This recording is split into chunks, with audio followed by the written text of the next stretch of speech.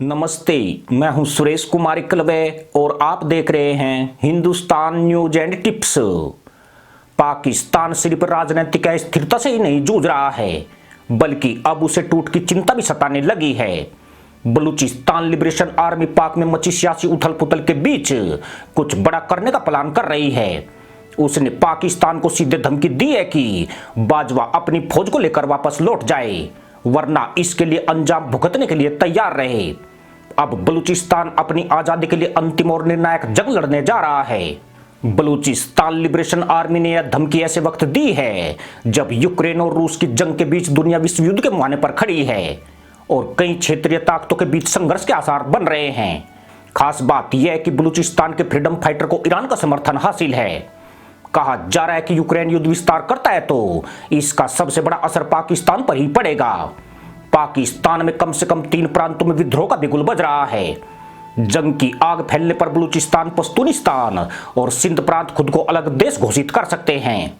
इतना ही नहीं, पाकिस्तान को डर सता रहा है कि भारत पीओके पर भी कुछ बड़ा प्लान कर रहा है। बलूचिस्तान लिबरेशन आर्मी द्वारा पाकिस्तानी फौज को दिया गया अल्टीमेटम जनरल बाजवा की टेंशन बढ़ाने वाला है। हालांकि बीएलए ने इसके लिए कोई समय सीमा निर्धारित नहीं की है, लेकिन उसकी धमकी को हल्के में नहीं लिया जा सकता है। पिछले महीने 3 फरवरी को बीएलए ने पाकिस्तानी सेना पर भीषण हमला करके 100 से ज्यादा पाक जवानों को हुरू की खोज में रवाना कर दिया था। यह बीएलए का पाक फौज पर अब तक का सबसे बड़ा अटैक था। इस हमले के बाद पाकिस्तानी सैनिक बलूचिस्तान में तबादले के बाद छुट्टी पर चले गए थे और कई दर्जन जवानों ने फौज की नौकरी छोड़ दी थी।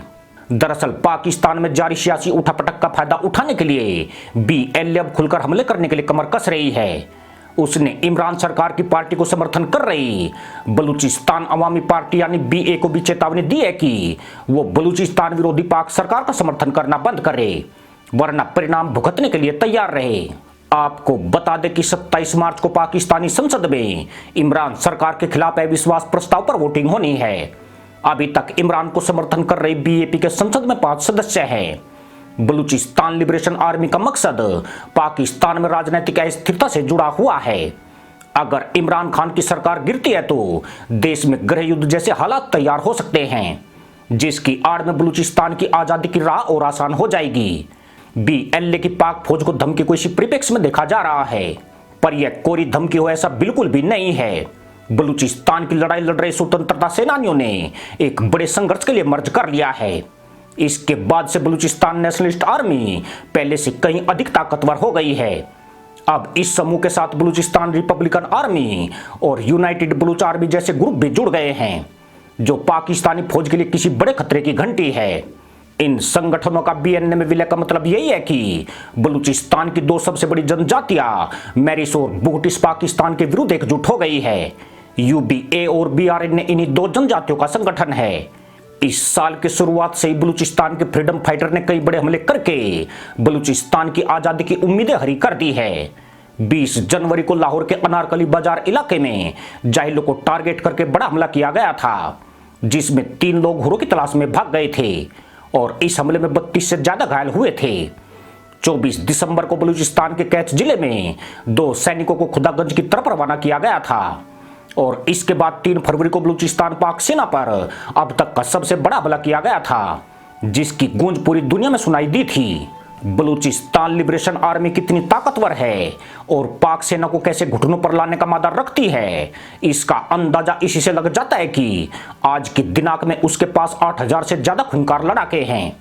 ये लड़ाके बेहद घातक और आधुनिक हथियारों से लैस है। इतना ही नहीं, यह मरने के लिए हमेशा तैयार रहते हैं।